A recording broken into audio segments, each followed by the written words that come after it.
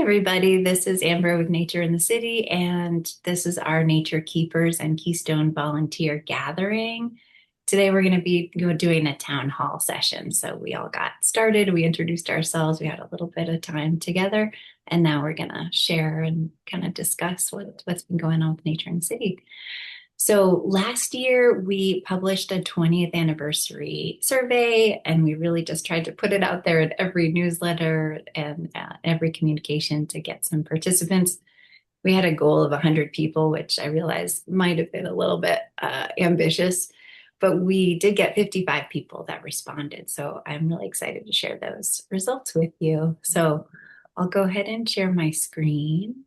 Let me get it. Troubleshoot here. Let's see. I have it pulled up. Let me see here. I'm screen sharing. I'm screen sharing now, am I? Or not yet? Yes. Yep. You Okay. are. You certainly Sorry are. about that. Okay, here we go. So I'm going to start at the top. I apologize. Okay. So we asked the community to share their ideas. And like I said, 55 people responded. And then we made some slides to help us visualize the results. So we asked people for a testimonial, something they like or value about nature in the city, and to share that. And these were the words that came back to us. It was kind of encouraging to hear that nature, city, and love are the biggest and boldest words that people had to share when they thought about and wrote about nature in the city. And then, yeah, I just love this feeling of like pleasure, community, corridors, crucial, friendliness, stewarding, thriving animals. Yeah, so we can pause on this slide and ask for your reflections or thoughts if you'd like, if anyone feels like they want to chime in here.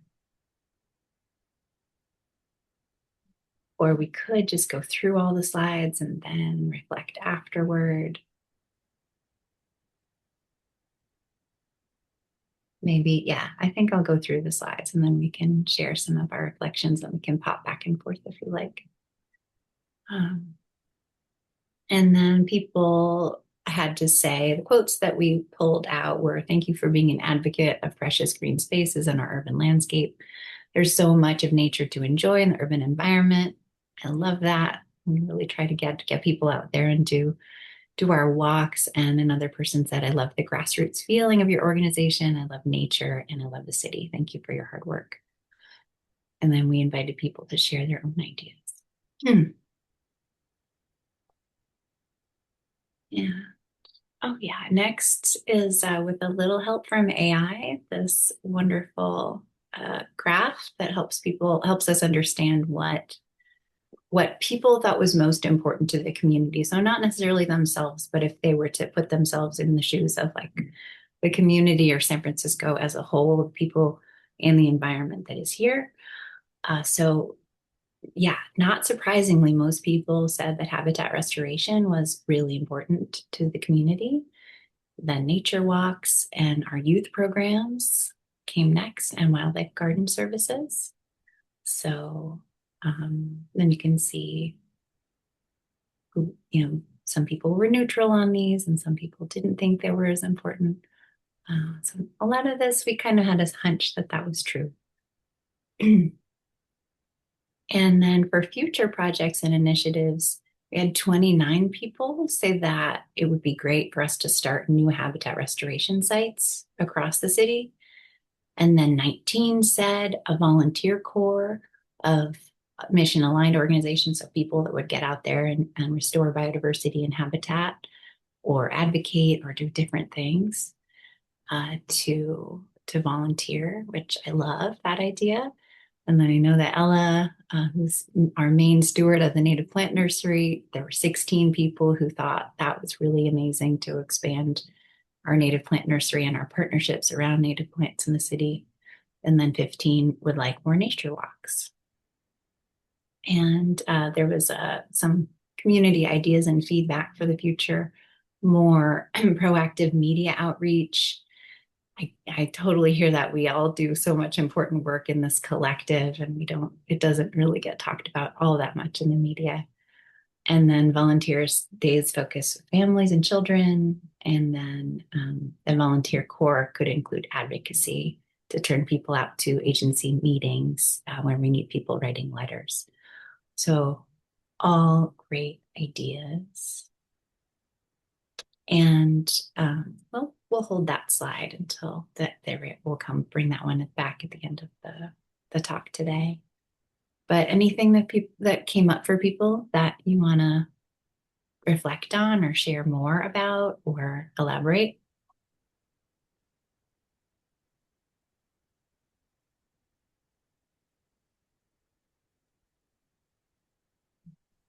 There's something in the chat from Oh, great. Isaac. Okay. I'll stop Oh yeah, sharing. I'll start sharing. I Go ahead, Isaac. I was just saying that I think we need to invest more time and energy into maintaining the current sites, and especially by getting like volunteers involved. I really want to get more of the San Francisco State students to come volunteer and just like make it nicer because like my site that we just saw is very, very overrun with oxalis, and that is beating out everything by far. So I think it would be nice to do more volunteer work days, like visiting those sites more often, since I know like one site is only like worked on at a work day like twice a year. Yeah, totally. Yeah, that is the idea of site stewardship, and we're so excited that you want to ramp that up. Yeah, we've had different site stewards like organize their friends or families to come out in between work days. And Barbara's site hasn't had a steward for about a year and a half. So we are so thrilled that you want to come help. I know that Ella might have some ideas about recruiting new volunteers beyond SF State too, but SF State is such an incredible partner. Yeah, that's very astute, Isaac, and just visceral, of course, too, right? Because you're at a site or at your site, and you're like, oh man, we need more people here. So total plus one on that. Meanwhile, obviously, it's always exciting, inspiring to think about finding new sites and engaging community in other neighborhoods.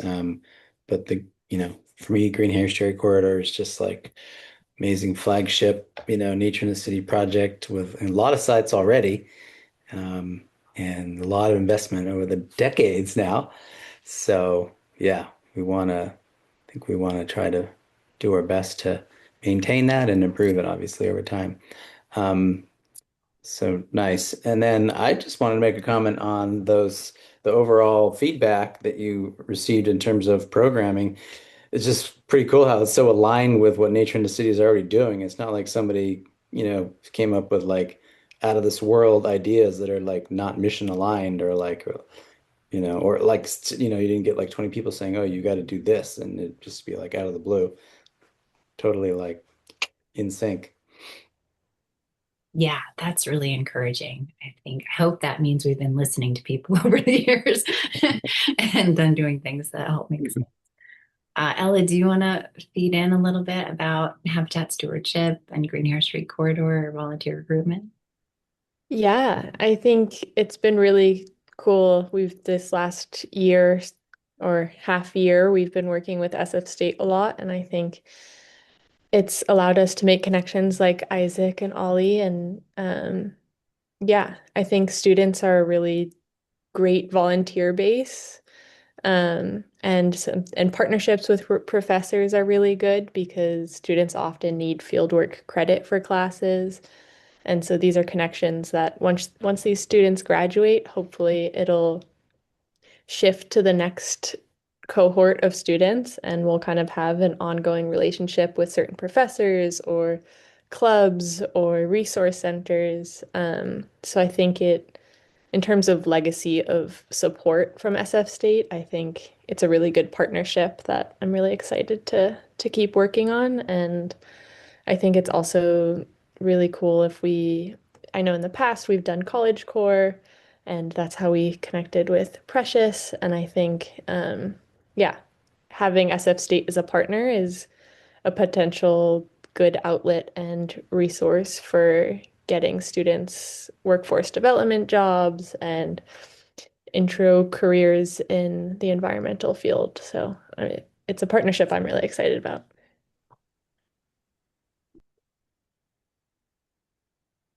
Awesome. I think there was something else in the chat. Oh, Laura. Yeah, I think we still want to record. Sorry, I think I'm Oh, that getting was a while ago. a long time ago. Sorry, I'm being way too You present here. read my mind. Um, Um, well, yeah, Isaac was looking forward to nature walks and workshops, also including seed collecting. So we did one of those last year. We should definitely talk about doing one of those again. mhm. I was And going to then, chime in yeah. on the gardening program. It kind of had the most support, but I think it was partly how we phrased the question, right? You don't really necessarily think about people's private yards benefiting the community, which is how we phrased the question. So that was a bit unfair, but it also means we could kind of lean in more to like the Homegrown National Park and Doug Tallamy's um, descriptions of how every little piece of land can be contributing to this much larger whole. And so there's lots of room to promote the benefits, even though people don't necessarily see it as a broader benefit to the community. So I think that just means there's room for improvement.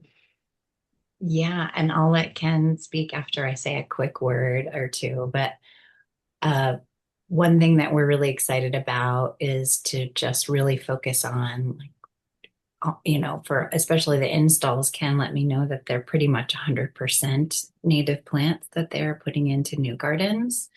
And maintenance clients all, often have a mix of non-natives and native plants, and different structures, and biodiversity might not have been the focus for those gardens. But as we move forward, we want to think more about the impacts to wildlife that these spaces have, of course, and then also with being that there are so many public spaces that are in need of maintenance, perhaps our garden team can be hired by groups to come out and garden in public spaces with our resources team and knowledge. And we had the opportunity to do that on Friday. Sutro Stewards had a site that was really overrun and they were a little bit short staffed.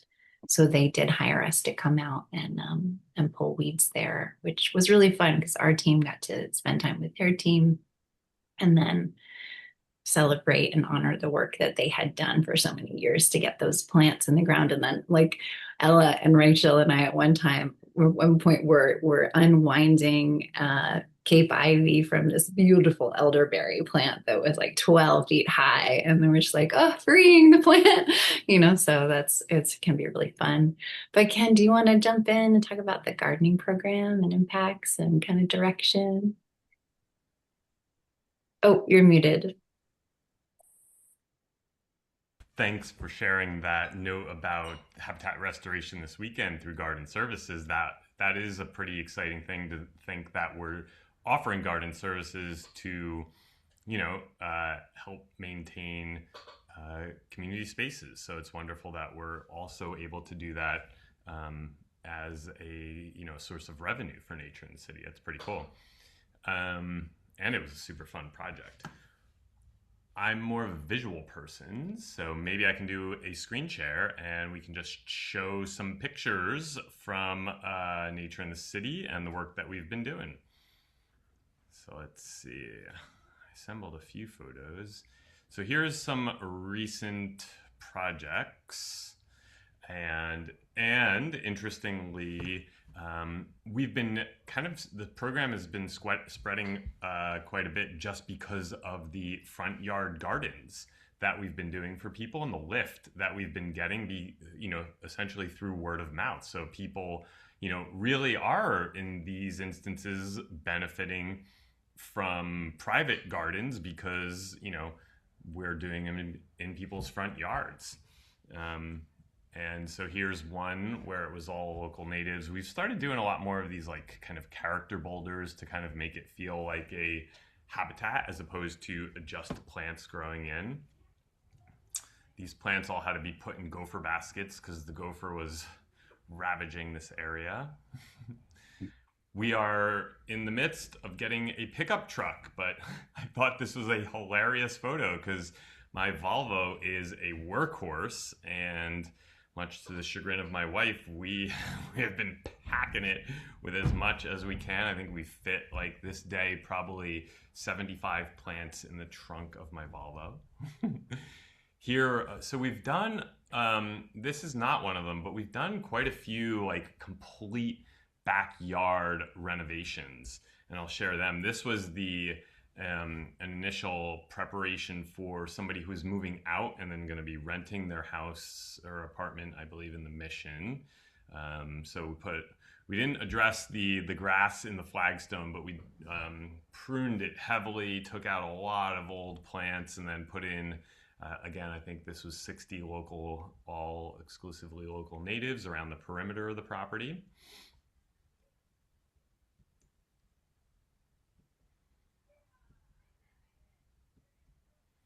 We've dabbled in now also doing hardscaping, and here you see the completion. We installed a 40-foot fence run replete with a gate. So that felt good, offering these kind of additional services. And what I like particularly about this one is, we loved being able to maintain. I think the gate was only about 4.5 feet high, and the top was constructed with lattice. So the whole idea was kind of not to wall your neighbor in.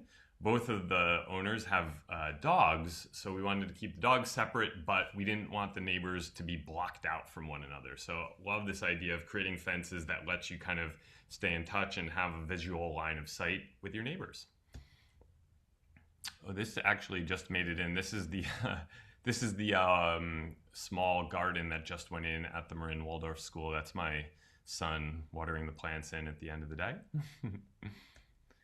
Here's us this Friday up on Sutro Reserve. Amber's eyes were closed and I have a plant mustache, but it is what it is.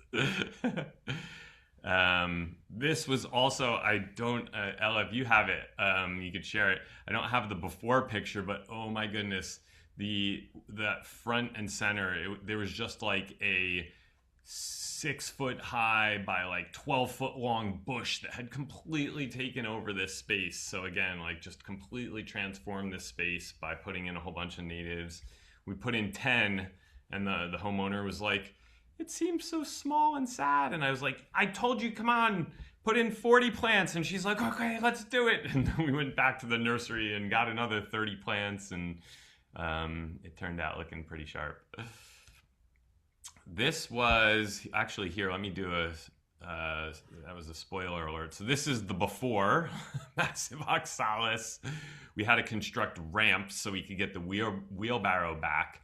And then this is what it turned into. So hardscaping, we put in a DG path, we put in a flagstone patio, we put in, this is 100 local natives, we put in irrigation, we created a manifold, we planted 2 trees, we put in playground mulch in the back. So that felt good to go from that to that. And this is a pretty big project, getting into, projects like this. I think this one was a 22K project. So it kind of feels good to also be getting up there and doing these like full backyard makeovers that are, a fairly decent source of revenue for the garden program. And then and Ken, we have a couple questions in the chat for you. One from Oleander. Do you want to go ahead and ask? Sure, yeah. I think that's kind of the end of the pictures. There was just these 2 more from the Crosstown Trail. So, a front yard on the Crosstown Trail, which was nice. Great. Another project we're still doing an install on, but those are all of our pictures. So yeah, happy to take questions too. I could pull up the chat, or if you wanted to just ask. Oh yeah. So Oli says you just asked, or they have a question. I'm sorry. What is your question, Oli? Yeah, regarding the like private garden spaces, as I'm very new to nature in the city. So outside of like if there's gardens in backyards, obviously like I know that this helps like, like pollinators and like birds and stuff like that. But are like those gardens open to the public outside of that? Or how um I guess like how is this beneficial for the community besides knowing that like it's helping the bees and the birds and such? Yeah, well, so most of those properties that I showed you, those gardens were actually in the front yard. So it's benefiting the community in the sense that it is beautifying neighborhoods kind of around the city. So it feels pretty amazing to leave houses that are kind of, in not the best shape and really transform them for not just the homeowner to enjoy, but the entire community to enjoy. Obviously, with backyards, it's a little bit more challenging to share those. And that's the nature of capitalism. You own, but that's for another conversation. Okay, thank you so much. Sure. Yeah, we're trying to lean in a little bit more on, well, the reason the gardening program started, it was like a small side business that I had, and the passion that, I learned from working with nature and city to like plant as many native plants as possible in as many places as possible. So the benefits to nature are there, the benefits to community are less, but we are making income. So we are charging a regular market rate for our services in gardens. And so that increases our revenue, our ability to keep doing the work, and then keeps us on mission because we're really trying to restore biodiversity to these private spaces. And the other thing that we've found is that it's a great outreach tool. We would never have met maybe Larry if we hadn't done a garden, or some of the other people that are seeing our garden signs out in their communities. We might not ever meet them or know them. So it kind of brings new people our way. We're also I see. developing Thank you. partnerships similar to, or with organizations like Friends of Noe Valley, and they run an incredible program where they offer, I think it's only once a year, but it's a 30 house garden tour. And, people throughout Noe Valley open up their gardens to everyone in the neighborhood, and they give a tour. And I've gone on it several times, and it's a really wonderful way to kind of meet your neighbors and learn about your neighbor's garden. And I've made friends that way and stayed in touch with folks. And I'd love for that program to kind of spread around. And I think if we could offer, we've been talking about offering a nature in the city garden tour. It's a little bit more complicated because our gardens are kind of spread throughout the city, but the idea would be to have everyone open up their gardens to the community, maybe at least once a year, to kind of share their gardens with the community. And the idea is to use it as an opportunity to kind of meet your neighbors and talk about the work that we're doing and show what it means and the importance of having a beautiful garden like that. Thank you so much. That makes a lot more sense. I was just like, I don't, like I was like, I'm sure you have a motive, but I was like, I don't know what the motive is yet. So thank you for um easing my curiosity. Awesome. Yeah, we're really excited for your questions. And Helen, you had earlier kind of seconded that idea of bringing, using advocacy or using our mailing list or generating volunteers to show up at public meetings and getting the advocacy more front and center.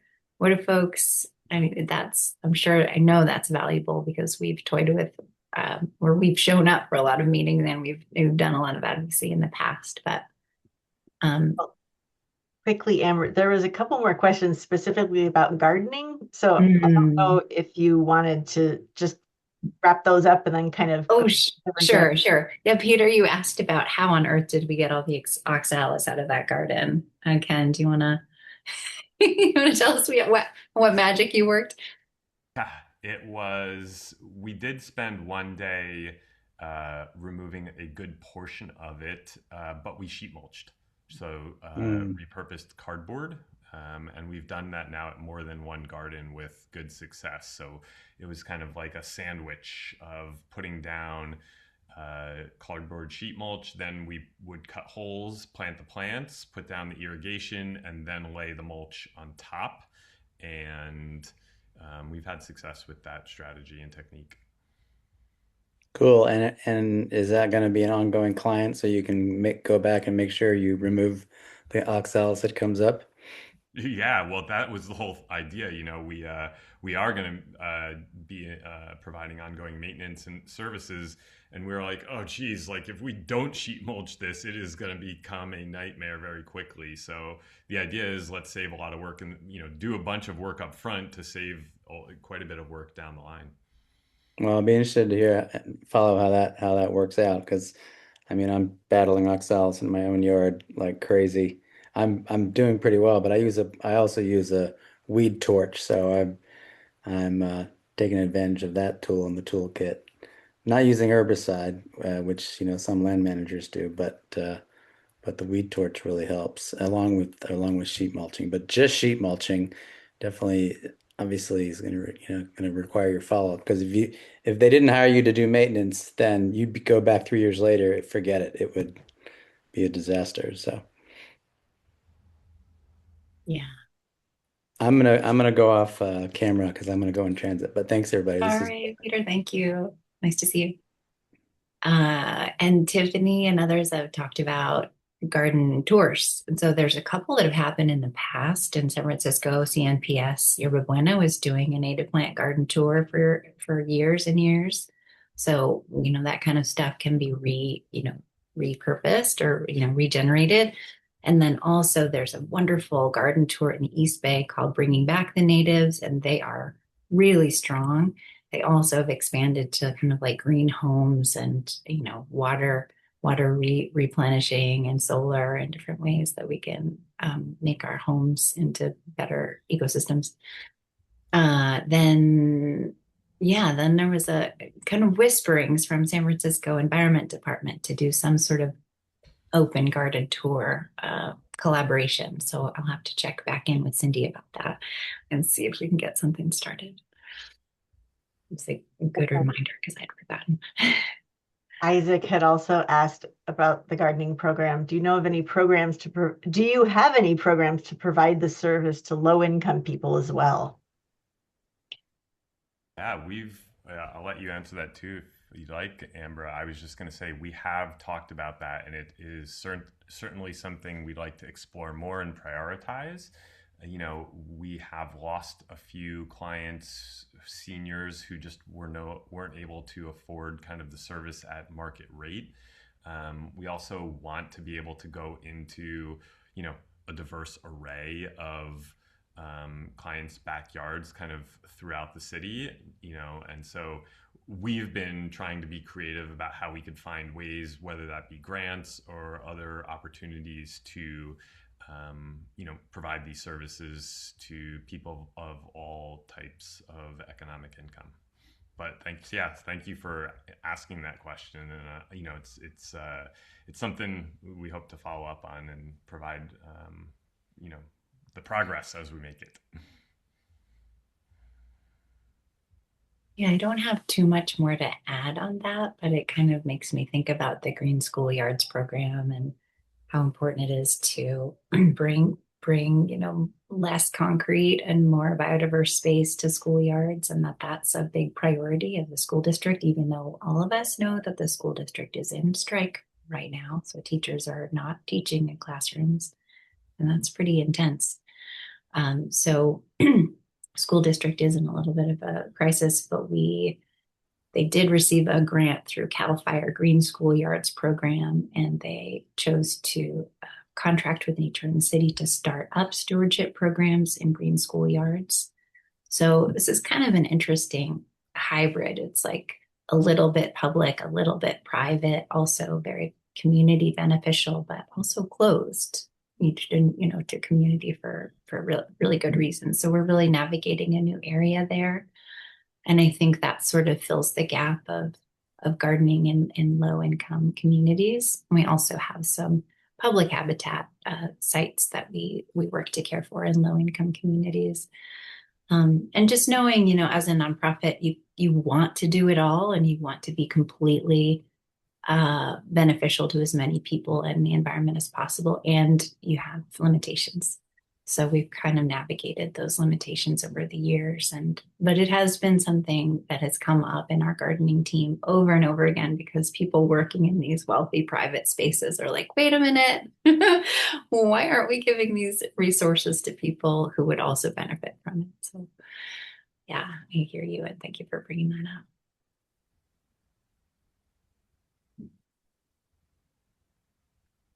Anywhere people feel compelled to go next. Well, I had kind of derailed you from going back to Helen and talking about, I guess, more like advocacy. Is that what you were bringing up? Yeah, so there was that thought about mobilizing volunteers to show up at public meetings. Helen, do you want to elaborate what your thoughts are on that? Oh, well, yeah, I haven't really thought too much about it, but I was intrigued that it was one of the comments from the survey. I think that given the city's budget kind of crisis and given the mayor's priorities, it's really clear to me that a lot of things are not going to be prioritized. I had a little insight into SF Rec and Parks budget, and I don't think plants or biodiversity or anything were actually even like mentioned in it. So it feels like especially when there's things like planting and say in public housing or planting in public spaces that the city owns and making spaces healthy and both for wildlife and for humans and everything. It's just, I don't know, just have to think through whether there's a way of having more of a volunteer core of advocates who, show up at these meetings and um, speak their mind about the importance of this. I think to me, the mayor's idea about safe and clean, healthy streets or something is the kind of thing that nature needs to be as a part of that.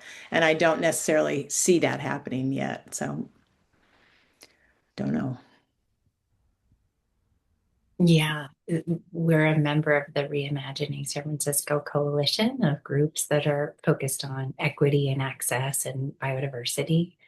And so in that group, there are many people who come forward to speak, publicly and try to rally people around causes. And so we get behind them when it feels appropriate and mission aligned to do so. And I think we'll always continue doing that.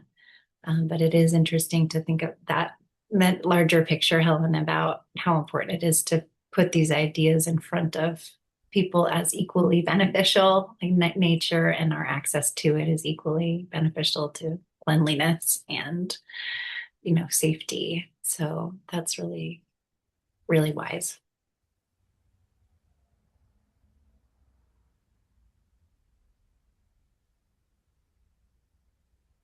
Isaac has brought up a couple points that maybe could be a jumping off point, Amber, to talk about partnerships and kind of all the different groups and agencies doing work around the city. So the suggestion to help with removing ice plant at Ocean Beach for the snowy plovers, and then just that all of the surrounding parks, including Rec and Park area, needs as much help as possible. So maybe for people who don't know like how we pick our sites or how we sort of are part of these like bigger efforts across the city could be helpful.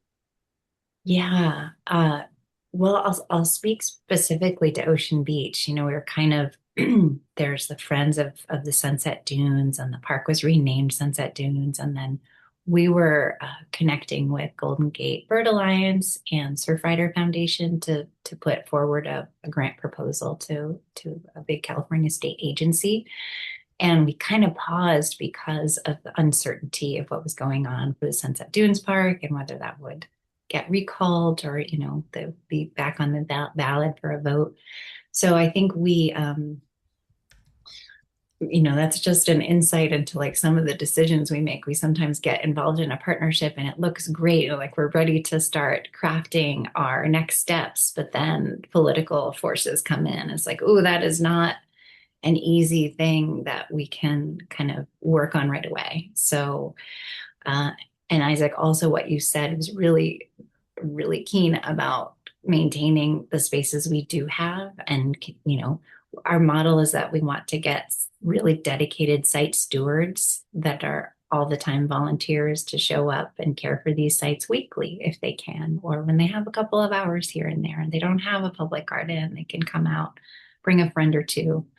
So that kind of model is really important to us. So like the Ada's Stairway site, we've been taking care of that since 2013. And we've had various site stewards over the years. And now we have really dedicated site stewards. But sites like that, if they don't have stewardship, nature in the city, and even Rec and Park and all of these stewards working together, can't remove all the oxalis. We just, so it is a balance between that capacity of what you have and then what you're aiming to do. And I feel like I'm having a hard time answering the question fully without Can jump in. Go ahead, Laura. Because I would be remiss if I didn't just state that the dunes at Ocean Beach are managed by the National Park Service as part of Golden Gate National Recreation Area. And then Rec and Park has their own teams. So it's actually, I mean, most of the sites that Nature in the City stewards are parcels that DPW has that we've sort of adopted. And so it is this kind of patchwork of different organizations doing work in different areas. And I think reimagining SF was one way to kind of get everyone talking together. And since we can't do it all, our niche has sort of been these areas that are otherwise don't have like these dedicated programs of volunteers to work on them, if that sounds right.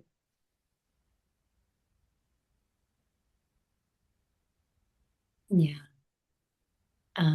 One of our goals that Precious and me are working on in the operations and fundraising element of things is just how to engage our community in fundraising and event participation, like coming out and sharing your thoughts and ideas, like showing up or filling out that survey and all of it.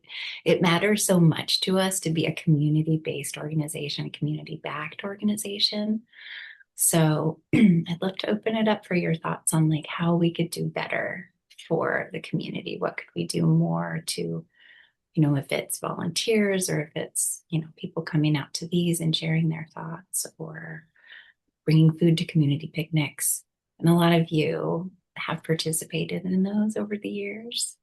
And Precious has made, hundreds of phone calls to folks in our community, this past year to thank them and ask them for donations. So I don't know, Precious, do you have anything that you'd like to feed in here about community building or listening to people or how it's gone in that way? I was sort of thinking of Isaac's question about like advocating for like a lot of these like public spaces because I was talking to someone from California State Parks and just like Rec and Park, it might be like one person to like 10 acres. Um, so there's just like a complete lapse in like how many people actually are able to like do habitat restoration. Um, it's like if we were to like advocate at like City Hall, like would they end up just telling us, hey, get more volunteers and then we'll figure out a way to fund that? Or yeah, I'm not too sure if they would like request like a certain amount of like volunteers to sort of gauge whether or not to fund like habitat restoration projects.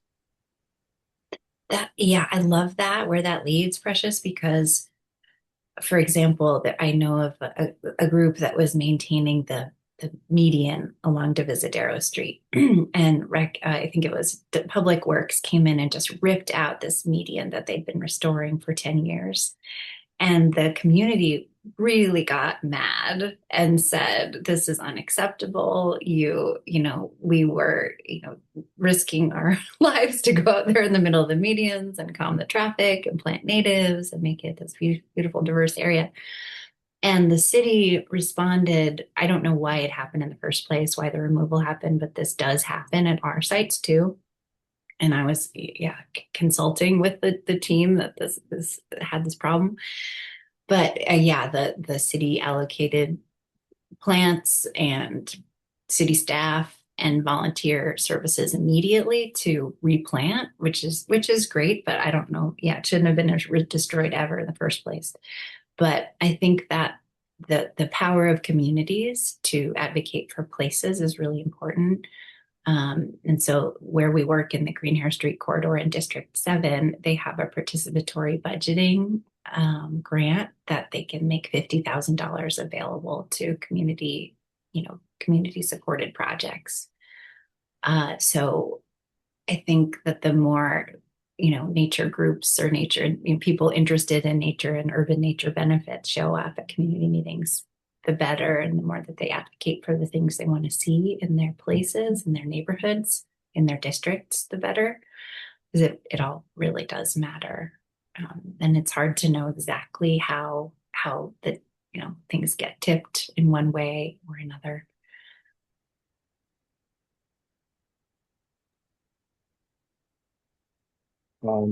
Yeah, so it almost seems like there's like a lot of different like volunteer events that could take place, but then there's always like a struggle of like managing the volunteers and like making sure there's like enough like oversight. Yeah. Yeah. We did a volunteer corps that was under with all of the reimagining SF partners. And then we had a list, like one web calendar that we could all draw from that would have all the volunteer events on it. And then we had a citywide campaign that would say, volunteer with your friends and family. These are all the opportunities that you could do to do this. It would be so amazing to have a campaign like that. It is not on our 2026 work plan, but maybe in the next year or the year after.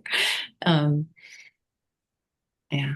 Amber, we should do a time check. We have Oh, yes. 1 minute left. Oh, my goodness. Time did fly. Yeah, do we have any last burning questions or thoughts on any of the things we covered? And then I'd love to take some time to have you complete our survey for what these events could be in the future, or if you liked this one and what you thought.